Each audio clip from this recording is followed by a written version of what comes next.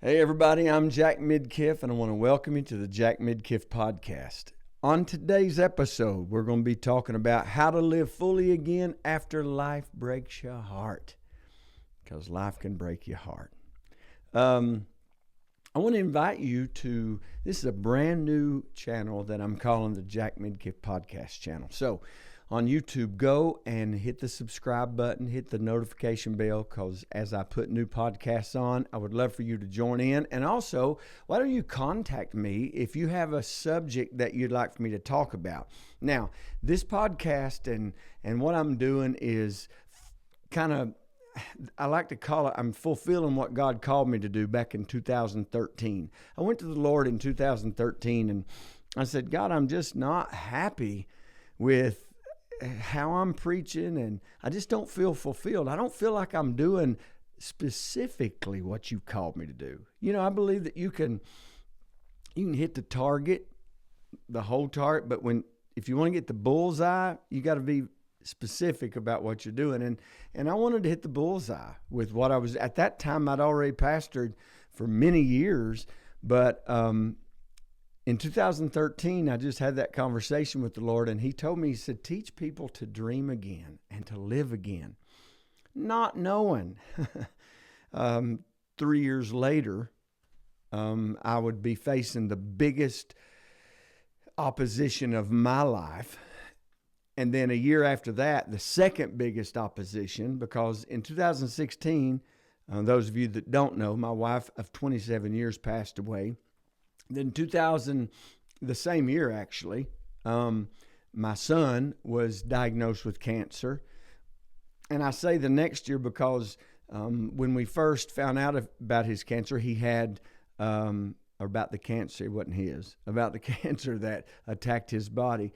He had surgery and removed it, and it was all good. But then they found some traces in his body, in the lymph nodes, in 2017. So going in 2017-18, we went through chemo with him and all that. And my point is, when God told me, help people to dream again, I never had an idea that I would have to live by example. And so today, I just want to talk about that. But there again, before we get into that, I want you to go subscribe to the YouTube channel. I also want you to go, all of my socials are Jack_Midkiff. Facebook, Instagram, TikTok, X. I don't know if I have any more. I'm not too active on X right now, but I have one anyway. All right, so if you do have something you want me to talk about, I'd love to do that on one of the upcoming episodes. You know, there's moments in life that divide our story in two parts, especially when you've gone through something that's very, very traumatic. It's always the before it happened and after it happened. Before the death of a loved one and after the death of a loved one. Before the divorce, after the divorce. Before the health diagnosis, after the health diagnosis. And whatever it was, that moment between the before and after changed your life. Literally changed your life. And most people spend years trying to figure out how to be happy again after that devastating time in your life. Well, today I want to talk about how that you can live fully again after life breaks your heart. Because I just want to say right up front, God didn't cause the bad thing. Life happens. I'm not even a guy that blames everything on the devil. Now, I'm pretty simplistic when it comes to God and the devil. Good things come from God, bad things come from the devil, period. However, life is life. Somebody said, life be lifing. Well, really and truthfully, it really does. And things just happen. You lose that career that you spent 4 to 6 or 8 years getting ready. I saw where there was a doctor of course, it takes, I think, about 8 years minimum to become a doctor. And then, he messed up. He made a mistake. It was a pretty significant mistake. He got his medical license taken from him and all that. Nonetheless, that's one of those tragedies in life. And sometimes we feel like we can't move on past that. But yes, you can. Your identity may, the thing that you do or the thing that you went through may have affected you tremendously. It probably did, but it doesn't determine who you are for the rest of your life. So I want you to understand that you don't have to look at life like I'm just, as long as I can just survive, as long as I can just barely exist. No. I'm here to declare on this time that we have together today, whenever you're watching this, I'm recording this in 2026. You may be seeing this in 2064. But the God that we serve is the same yesterday, today, and forever. You can live life to the fullest right now. You can. I got a few things I want to go over with you and just kind of encourage you with it. First of all, I want you to realize and just come to the understanding that you can't change what happened, especially in grief. And here's the thing about grief. Grief can be caused by all the things that I've already listed.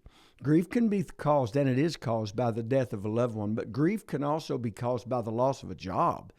Grief can come from,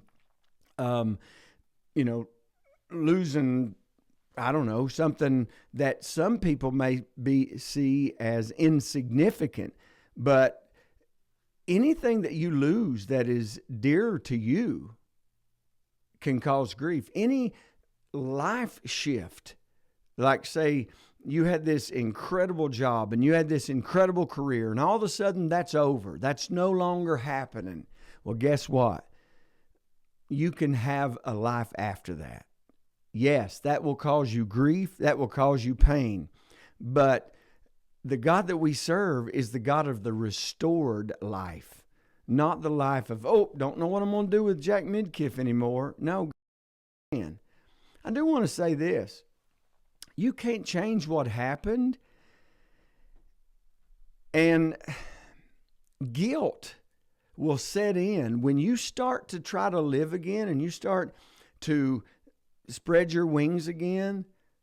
I know with me, I've made some horrible mistakes, and some of them are not really mistakes. Well, some of them are. But what I'm getting at is you start feeling shame because people have a different expectation of your future than you do, or even that God does. And even, I know with me, when I feel like that God placed the woman in my life that He was pleased with after LaDonna left and went to heaven, I thought everybody was going to be happy because I was. I thought everybody was going to be excited because I was. Not the case. But I want to encourage you, if someone else is not celebrating the way that you think they should, don't allow that to cause bitterness to come into your heart. Don't allow that to cause judgment to come into your heart just because they had judgment come into theirs. See, the first step toward healing is accepting the reality of what is today. And 10 years later, when I'm recording this, 10 years after LaDonna's death, I still don't like it. If I could go back and change it, of course, we all would. But you have to accept reality in the fact that you can't change what has happened. I go back to that whole life be lifing thing. See, so many people get stuck because they keep fighting yesterday, or unfortunately, they keep wanting yesterday to come back. And number one, you can't fight yesterday. And number two, yesterday ain't coming back. A lot of times we catch ourselves replaying conversations or reliving events or asking questions that nobody has the answer to. And so, I just want to tell you that you can't start the next chapter until you let go of the last chapter. Because as long as you're still trying to rewrite the last chapter, you can't start writing the new chapter, or you can't allow even God to write the new chapter. Acceptance doesn't mean you like it. Acceptance doesn't mean that you wished it was the way it is. Acceptance means that you are ready to move forward. Because your loved one, please take this gently, and I'm trying to say it gently. Once they cross that threshold of death, they're not coming back. We get to go to them. That's the exciting part. We get to go to them, but they're not coming back. The divorce, it's final. You know what? Maybe you went through a sickness and it left a scar in your life or on your body or whatever. You can live a full life with that scar. But you got to accept what's happened. You don't have to like it. And you certainly, and I would encourage you not to do this, do not look at it as, well, God was teaching me a lesson. Here's what I've said about the fact that when LaDonna died, she was stolen from us. The thief comes but to steal, to kill, and destroy. But Jesus came so that you can have life and have it in abundance. And you know what that means? That means you can have life in abundance after life has broke your heart. Also, another thing, your pain is real. But I got to tell you, it's not permanent.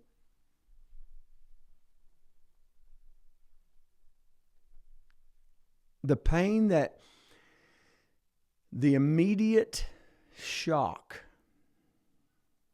of someone passing or that tragedy that you had, it's real, but it's not permanent. The way you feel today is not how you're going to feel forever. And I'm thankful for that.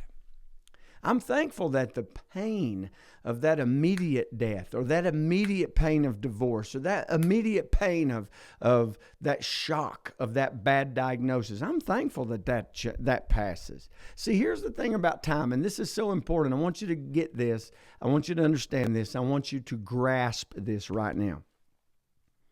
Time does not heal anything. I've heard people say, time heals all. That's not true. That's a lie. And if you said that and you're the author of that, I respectfully disagree with you. Time doesn't heal anything. God is the healer. But I tell you what time does, and this is what time is good for. Time gives you the ability to have, it gives you the opportunity, not the ability. Time gives you the opportunity to heal. Time gives you the opportunity to get better. Time gives you the opportunity to adjust to a new normal. So when you're hurting, it feels like that pain will never leave. But I want to point something else out to you. Emotions move. Emotions are not meant to lead your life. They're meant to be indicators or gauges or warning signs. And seasons change. Healing happens. And that's the most wonderful thing about pain is it leaves. You heal from it. Now, the scar is still there, but if I have a scar on my arm from when I've gotten cut, as a matter of fact, I have a scar on my lip from when I was a little bitty kid. I don't know if anybody past the Gen X age would know what this is, but we used to have floor furnaces when we were growing up. That's why we think we're tougher than the younger generations. because this big old gaping hole in the middle of the floor. And they usually put it in a hallway because in the hallway it can get all over the house, you see, the heat. But in the hallway, there's no place to get around the doggone thing. And it's got this big grate over it. And it's sitting there and it's getting to these enormous temperatures. Well, when I was a kid, a little bitty kid, I got away from my folks in a walker, and I turned over and messed my face up a little bit, but I'm okay. That was supposed to be a joke. But I've got some scars still on my hands. I mean, this happened when I was in a walker, y'all. I've been walking for a while, so got a scar right there I can still see. But the pain is not there. I can touch that scar. I can touch this. I've shaved my face. The pain is gone. The scar is still there. But just understand that the pain isn't going to last forever. It's so important to know that pain is an indicator. It's not permanent. And also, I want to encourage you not to build your house in the valley. A valley is something you walk through. You don't have to live there. Yea, though I walk through the valley of the shadow of death, I will fear no evil, for thou art with me. Thy rod and thy staff comfort me. Bad seasons are places to pass through, not places to live. And so everybody goes through valleys, whether it is the loss, a disappointment, failure, heartbreak. But the problem isn't going through the valley. The problem is deciding to stay there. And I'm just going to be straight with you. I know some people that have pitched a tent in the valley. And some of them even started digging a basement because they just wanted to stay there. Listen, don't stay in grief. You're not honoring anybody or anything by staying in the valley of grief. You're not. As a matter of fact, you're holding yourself back because life is rebuilt one step at a time. And big comebacks come from small decisions. I'm going to let y'all in on a little secret. Today, as I'm recording this, my new book, The Power of Consistency, went to the printers. It went to the publishers. I've been on the phone 3 or 4 times with them today. And that book is going to be a help to those of you and those of us that have gone through those seasons of change and those seasons of loss and devastation. And consistency, the power of consistency, consistently making a small decision today to get better. Tomorrow morning when I get up, I'm going to make another, it may be small, but I'm going to make another small step in getting better. And if you keep every day getting up out of the bed and getting up out of your misery, getting up out of the feeling sorry for yourself. And don't take this like I'm being mean to you, but I told my kids this when my oldest son was diagnosed with cancer. Satan does not feel sorry for you. Quite frankly, this world don't feel sorry for you. Nobody feels sorry for you. So don't feel sorry for yourself. Know that Paul wrote this: I can do all things through Christ that strengthens me. Life is built one small step at a time. One decision, one habit, one day, 1 minute. I've told people, if you have to get down to doing it 1 second at a time, you got this. So get out of bed, take a walk, call a friend, read a book, watch a John Wayne movie. My God, when LaDonna went to heaven, I'd get up and I'd turn John Wayne on every day. I don't know if I was in my subconscious thinking I was John Wayne, but I watched every John Wayne movie that I could find. Do y'all remember the show Cheers from back in the 80s? Watched every episode of that thing. I just done things to keep my mind when I was by myself, because when you're by yourself, that's when the thoughts keep they start pelting you. And quite frankly, I was married to the same woman for 27 years, and we had a routine, and we liked our time at home. And so therefore, here I was doing that same time at home. I had a church to pastor. I was around people a lot. My kids were busy and all that, but there was still moments that I was by myself. And so I had to make some decisions. I had to make a decision to read a book, or some of y'all could make a decision to go to church, start exercising again. Understand that one decision, one moment, 1 second at a time, that's how you start rebuilding. And you do that because there is still purpose in front of you. I know what it is to have that gaping hole where that identity was attached to someone or something maybe. But your greatest contribution to life can still be the one that you haven't got to yet. You can still accomplish. Maybe you've always dreamed about starting that business. Well, guess what? You got time to now. Maybe you've thought about writing a book. I've just written my second book, getting ready to publish my second book. I never wrote a book in the 27 years we were married because we were making a living. We were doing what we were doing. And life shifted. And so here's the thing. Your best days are not behind you. I know that feels right now hard to spit out. And I know people will make you feel guilty for saying that, but I only say that upon the authority of God's word. Your latter days will be greater than your former days. So what happened to you might actually become the very thing that helps somebody else.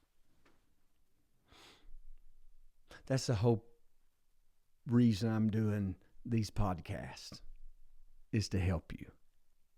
Because if I can help you with something I've gone through and be a mentor to you and give you some wisdom where you don't have to go through the same mess, then you'll come to realize, and this is I'm landing this plane. Joy is possible again. Right now you feel like, I can't be happy again. Well, happiness just comes and goes with the wind, baby. But the joy of the Lord is your strength. Some of you all may have lost your joy. And mine was certainly attacked. But I got good news for you. The joy of the Lord is your strength.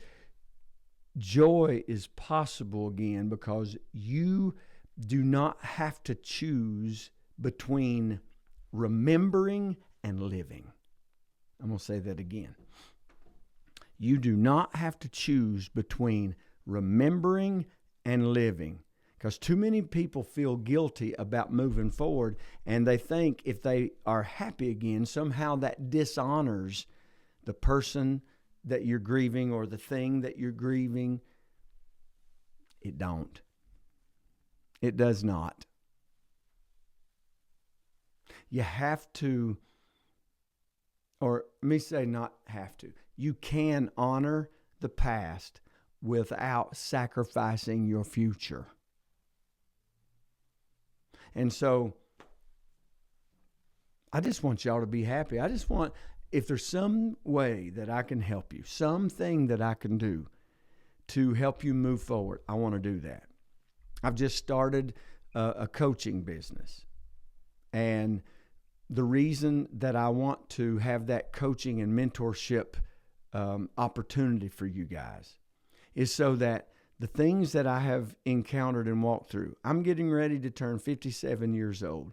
And quite frankly, I have spent most of my adult life, at least the biggest part of the last 3.5 decades, learning, observing, understanding how you can get through mess. And I can help you with that. I will help you with that. Hey, like I said earlier, if there's a topic that you'd like for me to talk about in these podcasts, I would love to hear those. You can send those to me. Subscribe to this channel. You can message me through YouTube. You can message me through Instagram, Facebook, TikTok, X. All of those are Jack_Midkiff. And I'd love to hear from you. I'd love to communicate with you. I'd love to help you any way I can. And hey, hit the share button. Send this to someone that may be going through some stuff, because you, them, we got this. I'll see you the next time on the Jack Midkiff podcast.